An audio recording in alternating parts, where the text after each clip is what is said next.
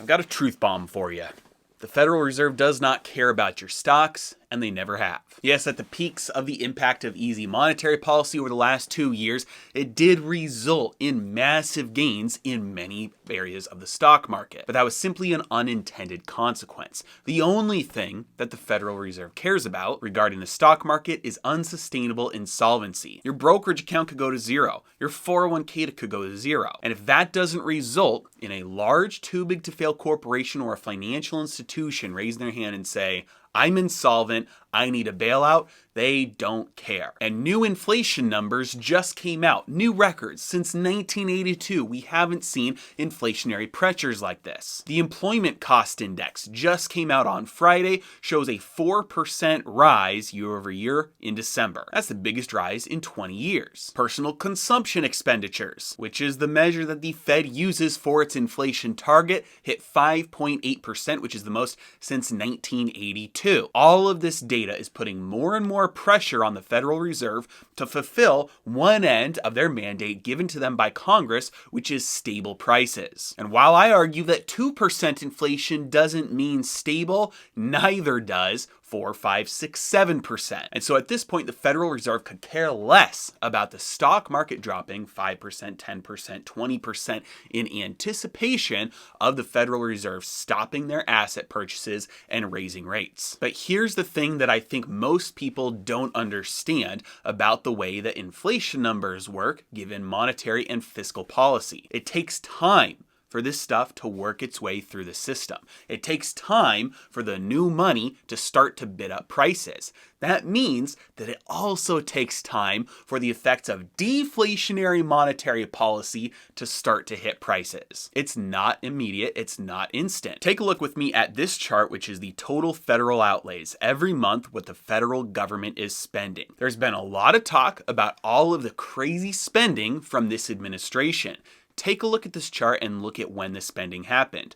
The bulk of it happened in 2020. There was a spike in early 2021, and all of the spending since then has been down in line with the trend for years. For months, we have not had abnormal spending. In fact, this might come as a shock to most people, but the total federal debt actually decreased from quarter 2 to quarter 3 of 2021. So where am I going with this and why does this matter? Well, like I said, it takes time for monetary policy and fiscal policy to work its way throughout the economy and have an impact on prices. This means that there is a possibility. I'm not predicting that this will definitely happen, but there is a very real possibility that as we move through 2021, we see a drastic slowdown in the inflation numbers. Take a look with me at this chart, which is the rate of change in the money supply. So this is the money supply growth as compared to the year before. For months now, we've been much lower as far as rate of growth goes than we were. We've had a severe drop in the rate of growth of the money supply. Nowhere near where it was for a couple decades before that, but definitely far lower than we were in 2020. Why is this? Well, there's been less government spending that has been financed by central bank printing. The money supply hasn't been expanding as rapidly. And again, we know that it takes some time for this to work its way throughout the system. That means that all the price changes that we're about to experience this year are going to be as a result of the most recent things that have happened, not the immediate things. It's not that the Federal Reserve tapering their asset purchases, stopping their asset purchases and raising rates this year will result in prices going from 7% inflation year over year to 5 or 4 or 3. It will be as a result of the spending that happened last year, the monetary and fiscal policy from last year. Again, it takes time. It took a long time for prices of goods and services to start to react to that massive spike in printing. It wasn't immediate. Asset prices, sure, yeah, they responded fairly immediately. Massive bubbles started showing up all over the stock market. They're also already starting to drop. But in terms of inflation, the numbers that the Federal Reserve will be looking at to determine whether their policy is is appropriate or not, are not responding to what they're doing in the moment. Again, it takes time. This isn't my opinion. This is even the Federal Reserve has stated many times over the years how long, usually about a year, for monetary policy to have its impact on the economy. Now, the scary part is this means that they are tightening or announcing that they're going to be pursuing tightening policy at a time when there's already been 1 year of a slowdown in money supply growth, which means that that's going to result in the lower prices. So they're probably going to take credit for attacking inflation and being victorious. But all they're doing is setting up an air gap underneath the economy, as prices are already going to be slowing down from this massive slowdown in government spending, massive slowdown in the growth of the supply of money.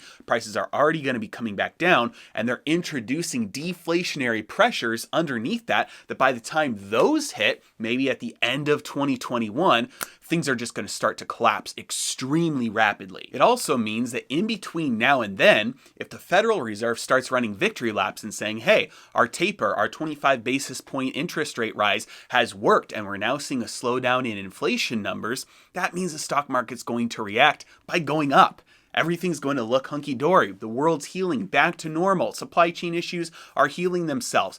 Asset prices are going to start to explode, saying we're back on the road to normal. Sucking investors in from all over the place, not realizing that it would be a final blow-off top, a final bubble that's going to pop and crash really hard. Now, at the end of this, when everything starts to collapse, that will be a crash the Federal Reserve will start to care about, simply because that's going to be hard enough where financial institutions, too big to fail companies, will start to become insolvent, will start to knock each other over like dominoes, will claim bankruptcy. That's going to be a type of collapse that the Fed will want to step in for. So in summary, all the inflation data right now is reinforcing the Federal Reserve decision to fight inflation by tightening. We are probably going to see a slowdown in inflation numbers, given the fact that monetary and fiscal policy throughout 2021 were fairly flat. And the results of that are going to start showing up during 2021 because it takes time for monetary policy to work its way throughout an economy. This will be happening at the same time as the Federal Reserve is doing actual tightening, which again will take time to work its way throughout the economy. Investors will look around and say things are back to normal, start funneling money back into risk assets. We'll start to see an explosion in stock prices, and the overdoing of deflationary monetary policy will hit all at once as the air bubble finally hits the top and everything collapses in on itself. Now again, like I said earlier, I'm not predicting that any of this will happen. I'm saying that it very well could. Nobody has a crystal ball, and I can't know what the future holds any more than anybody else. I'm just some guy on the internet, so take it for what it's worth. And finally, I'll be speaking at an event in Dallas on March 5th. I'd love to see you there. If you'd like to join, I've got a link in the description below with more information. As always, really appreciate you guys. Thanks so much for watching. Have a great day.